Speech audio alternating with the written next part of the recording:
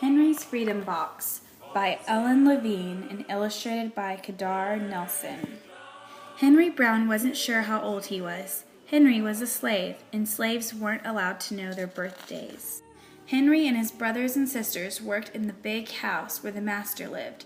Henry's master had been good to Henry and his family, but Henry's mother knew things could change. Do you see those leaves blowing in the wind?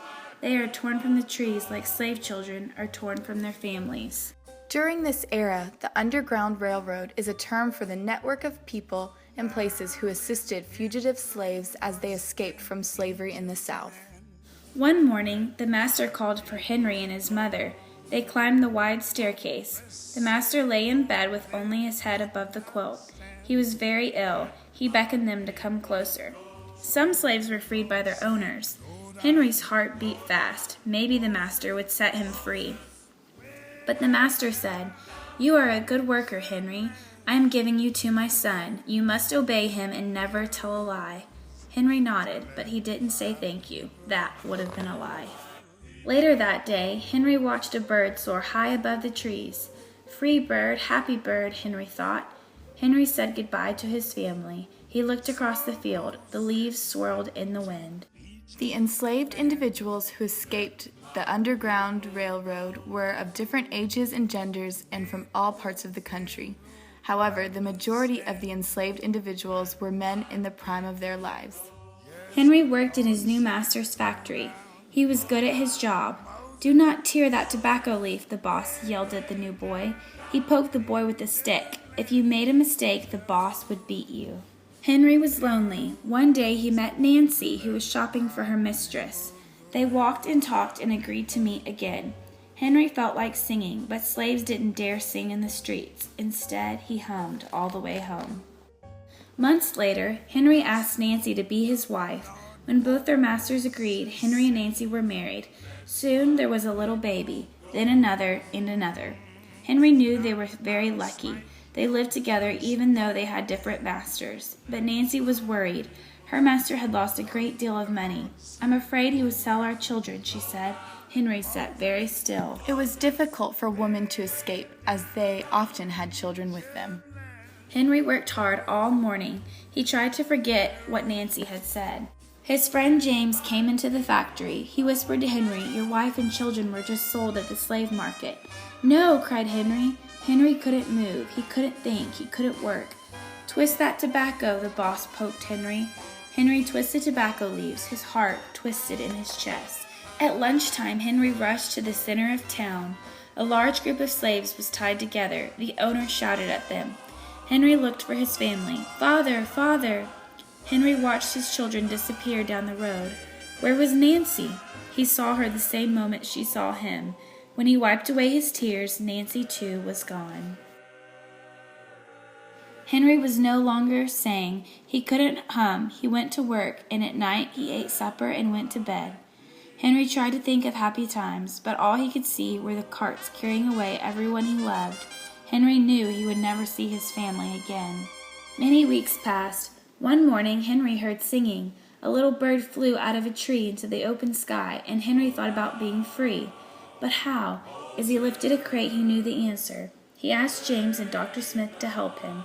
Dr. Smith was a white man who thought slavery was wrong. They met early the next day in an empty warehouse. Henry arrived with the box. "I will mail myself to a place where there are no slaves," he said. James stared at the box, then at Henry. "What if you cough and someone hears you?" "I will cover my mouth and hope," Henry said. The most common form of transportation for escaping enslaved individuals was walking, but it wasn't the only way. Some slaves traveled by wagon or boat, horseback. Some even traveled by a box. Dr. Smith wrote on the box, "To William H. Johnson, Arch Street, Philadelphia, Pennsylvania." Henry would be delivered to friends in Philadelphia. Then he printed out the crate in big letters, "This side up with care." Henry needed an excuse to stay home, or the work boss would think he had run off. James pointed to Henry's sore finger, but Henry knew it wasn't bad enough. He opened a bottle of oil of Vitrol. "No!" cried James. Henry poured it on his hand. It burned his skin to the bone. Now the boss would have to let him stay home. Dr. Smith bandaged Henry's hand. They arranged to meet the next morning at 4 o'clock. The sun was not yet up when Henry climbed into the box. "Ready," he said. James nailed down the lid. Dr. Smith and James drove to the station. The railway clerk tipped the box over and nailed the paper to the bottom. Dr. Smith begged the clerks to be careful, but they didn't listen. They threw the box into the baggage car. Hours passed. Henry was lifted up and thrown again, upside down. He heard waves splashing. This must be the steamboat headed for Washington, D.C. The ship rode smoothly, but Henry was still upside down.